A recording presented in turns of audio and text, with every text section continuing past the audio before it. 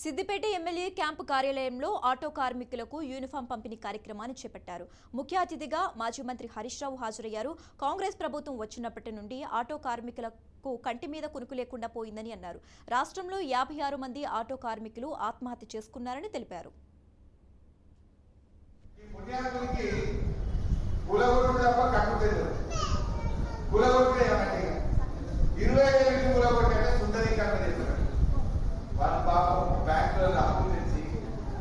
రూపాయి జమ చేసుకొని ఇల్లు కట్టుకుంటే దాన్ని కూలగొట్టే కార్యక్రమం చెప్పారు. ఏమైనా పనిచేదా, 10 మందికి ఉద్యోగం వచ్చేదా, ఏమైనా రైతులకు నీళ్లు బాగేదా, బతుకులు బాగుపడేదా అంటే సుందరీకరణ. మొదలు కట్టుకుంటారు కదా, ఇక పిల్లల గురించి చూడు, నీకు ఆటో కార్మికుల గురించి చూడు, ఇక రైతుల గురించి చూడు, ఇక మహిళల గురించి చూడు, ఇక పెన్షన్దారుల గురించి చూడు, ఇక విద్యార్థుల గురించి ఆలోచించు. పల్లెటూళ్ళ ట్రాక్టర్ల నిధులు ఉంటామంటే పైసలు దసరా పండుగ బతుకమ్మ పండుగ వస్తుంది. ఊళ్ళో పండుగ గుగ్గలు కాకపోతే గుగ్గలు వేద్దామంటే గ్రామ పంచాయతీలో పైసలు